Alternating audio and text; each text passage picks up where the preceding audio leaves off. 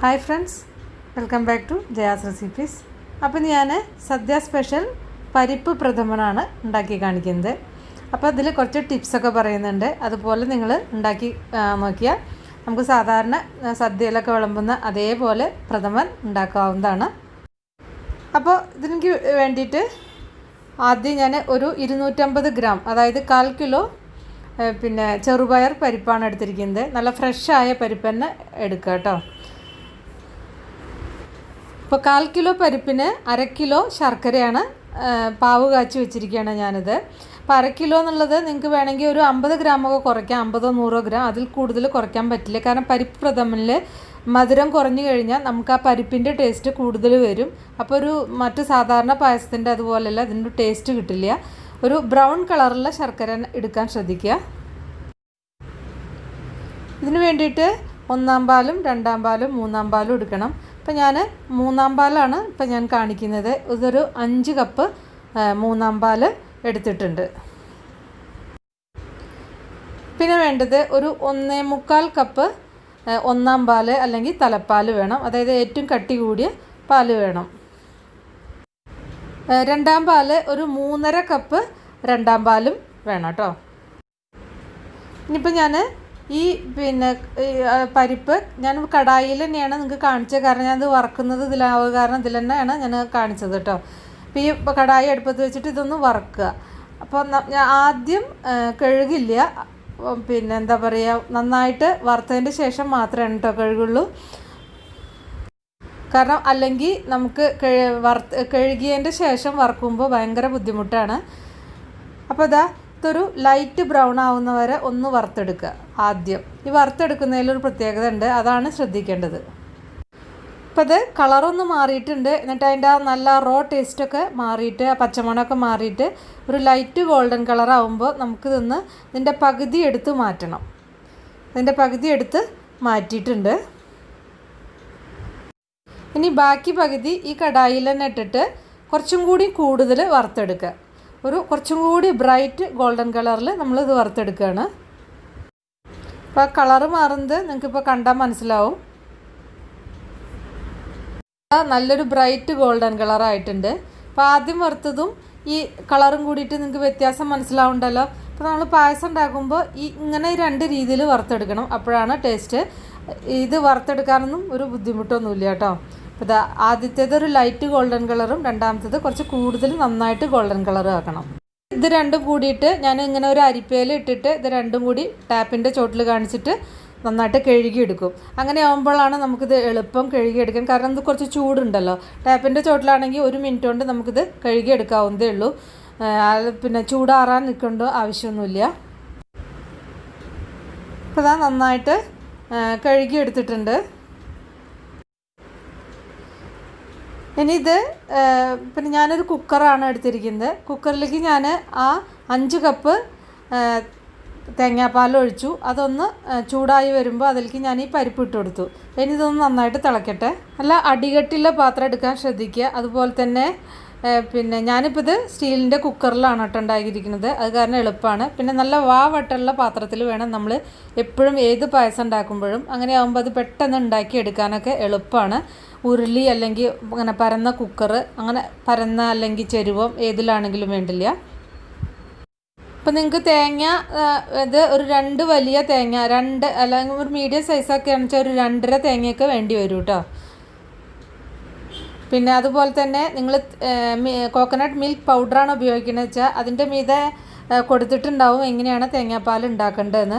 പക്ഷേ ഏറ്റവും തിന്നായിട്ടുള്ള പാൽ, അതായത് 3-ാം പാൽ ഉണ്ടാക്കുന്നതിൻ്റെ അങ്ങനെ ഉണ്ടാവില്ല. അപ്പോൾ നിങ്ങളൊരു 1-1.5 ടേബിൾ സ്പൂൺ ഒരു 5 കപ്പ് ഇളം ചൂടുള്ള വെള്ളത്തിൽ കലക്കിയെടുത്താൽ മതി. അപ്പം 3-ാം പാലായി കേട്ടോ. പിന്നെ 2-ാം പാലും 1-ാം പാലിൻ്റെയൊക്കെ ആ പാക്കറ്റിൻ്റെ മീതെ തന്നെ ഉണ്ടാവും. പിന്നെ നമ്മളെപ്പോഴും അവസാനം ഒഴിക്കണ പാല് കുറച്ച് നമ്മൾ തേങ്ങയിൽ നിന്ന് എടുത്തുള്ള ശരിക്കുള്ള നാച്ചുറലായിട്ട് നമ്മൾ എടുത്ത പാൽ തന്നെയാണെങ്കിൽ അതിന് കുറച്ചും കൂടി ടേസ്റ്റ് ഉണ്ടാവും. ബാക്കിയുള്ളതൊക്കെ നമ്മൾ മിൽക്ക് പൗഡർ യൂസ് ചെയ്താലും അവസാനമുള്ള പാൽ, തേങ്ങാപ്പാൽ ഒരു 1/2 കപ്പെങ്കിലും മിക്സ് ചെയ്തിട്ട് യൂസ് ചെയ്ത് കഴിഞ്ഞാൽ കുറച്ച് നല്ലതായിരിക്കും.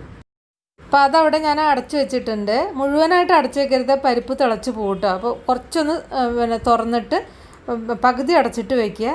ലോ ഫ്ലെയിമിൽ വെച്ചാൽ അതങ്ങനെ അവിടെ ഇരുന്ന് വെന്തോളും. ആ സമയം കൊണ്ട് നമുക്ക് നെയ്യിൽ കുറച്ച് തേങ്ങാക്കൊത്ത് വറുത്തെടുക്കുന്നുണ്ട്. തേങ്ങാക്കൊത്ത് ഇല്ലെങ്കിലും പ്രശ്നമൊന്നുമില്ല.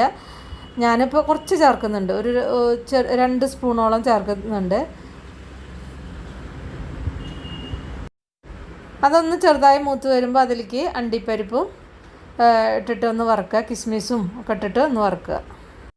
ഞാനിവിടെ സാധാരണ നമ്മൾ എടുക്കുന്ന മുന്തിരിയുടെ കൂടെ കുറച്ചൊരു കറുത്ത മുന്തിരിയും കൂടി എടുത്തിട്ടുണ്ട് കേട്ടോ. അത് വേണമെന്നില്ല. ഇപ്പോൾ നമ്മുടെ പരിപ്പ് വെന്തോന്ന് നോക്കാം. അപ്പോൾ ഞാനിവിടെ ഇത് അടച്ചു വെച്ചിട്ട് ഇടയ്ക്കൊക്കെ ഒന്ന് ഇളക്കി കൊടുത്തായിരുന്നു, അല്ലെങ്കിൽ ഇത് അടി പിടിക്കാൻ ചാൻസ് ഉണ്ട്, പരിപ്പല്ലേ. നമുക്ക് ഈ സമയത്ത് ബാക്കിയുള്ള ജോലിയൊക്കെ ചെയ്ത് തീർക്കാം കേട്ടോ. അപ്പോൾ ഞാനിത് കുക്കറിൽ വിസിലിട്ടിട്ട് വേവിക്കാതിരുന്ന കാരണം തേങ്ങാപ്പാലല്ലേ, ചിലപ്പോൾ പിരിഞ്ഞു പോകാൻ ചാൻസ് ഉണ്ട്. അതുകൊണ്ടാണ് കേട്ടോ ഞാൻ അങ്ങനെ ചെയ്ത് ഇതുപോലെ അടച്ചു വെച്ച് വേവിക്കാൻ കാരണം. നിങ്ങൾക്ക് കുക്കറിൽ വേവിക്കണമെങ്കിൽ നിങ്ങൾ സാധാരണ കുറച്ച് വെള്ളം, നീക്കൊക്കെ വെള്ളം ഒഴിച്ചിട്ട് വേവിച്ചാൽ മതി. ഇനി ഇതിലേക്ക് ഞാൻ എന്താ പറയുക, ഇപ്പോൾ നന്നായിട്ട് വെന്തിട്ടുണ്ട് കേട്ടോ. ഉടച്ചു കൊടുക്കണമെങ്കിൽ നിങ്ങൾക്ക് ഉടച്ചു കൊടുക്കാം, ഞാൻ ഉടച്ചു കൊടുക്കുന്നില്ല. ഇതിലേക്ക് നമ്മൾ ആ ശർക്കരപ്പാനി ചേർക്കുകയാണ്.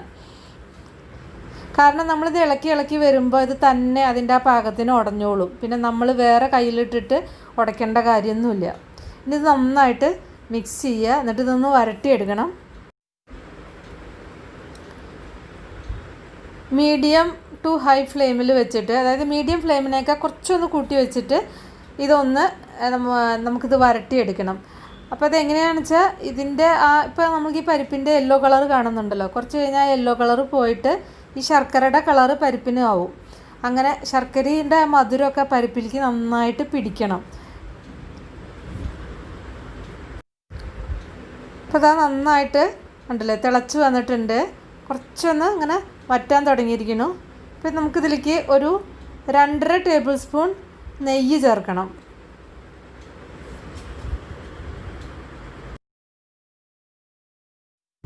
ഈ നെയ്യും കൂടിയും ചേർത്തിട്ട് ഇത് നന്നായിട്ട് വരട്ടിയെടുക്കണം. ഇപ്പോൾ കണ്ടില്ലേ, കുറച്ചും കൂടി ഒന്ന് വറ്റാൻ ബാക്കിയുണ്ട്. ഈ ഒരു പരുവായിട്ടുണ്ട്. ഇപ്പോൾ ഒരു 10-15 മിനിറ്റോളം എടുക്കും. പിന്നെ കുറച്ച് വ്യത്യാസം അങ്ങോട്ടും ഇങ്ങോട്ടൊക്കെ ടൈമിൻ്റെ ഉണ്ടാവും കേട്ടോ. വല്ലാതെ ലോ ഫ്ലെയിമിൽ വെക്കേണ്ട, മീഡിയം ടു ഹൈ ഫ്ലെയിമിൽ വെച്ചാൽ മതി. അപ്പോൾ അതിങ്ങനെ നന്നായിട്ട് വറ്റി വരണം. ഇപ്പോൾ കണ്ടില്ലേ, ഇതുപോലെ നമ്മളിങ്ങനെ വരട്ടി ഇതുപോലെ എടുക്കണം.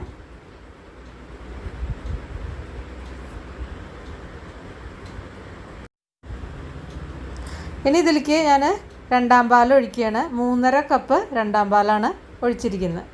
അത് ചേർത്തിട്ട് നന്നായിട്ടൊന്ന് മിക്സ് ചെയ്യുക.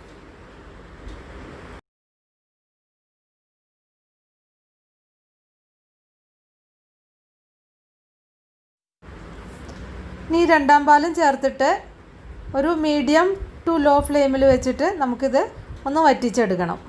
അപ്പോഴാണ് അതിൻ്റെ പിന്നെ കറക്റ്റ് അത് കിട്ടുള്ളൂ. ഒന്ന് കുറുക്കിയെടുക്കണം.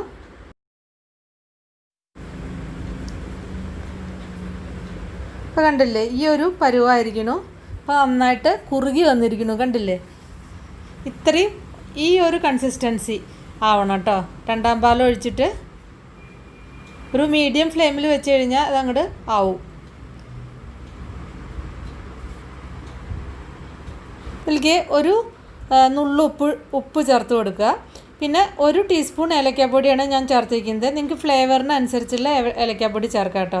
പിന്നെ ഞാൻ കുറച്ച് ജീരകപ്പൊടി ചേർത്തിട്ടുണ്ട്. ഒരു 1/2 ടീസ്പൂൺ ജീരകം, 1/2 ടീസ്പൂൺ മുതൽ 1 ടീസ്പൂൺ വരെ ജീരകം ഒന്ന് ചെറുതായിട്ട് ചൂടാക്കിയിട്ട് പൊടിച്ച് ചേർത്താൽ മതി, ചെറിയ ജീരകം.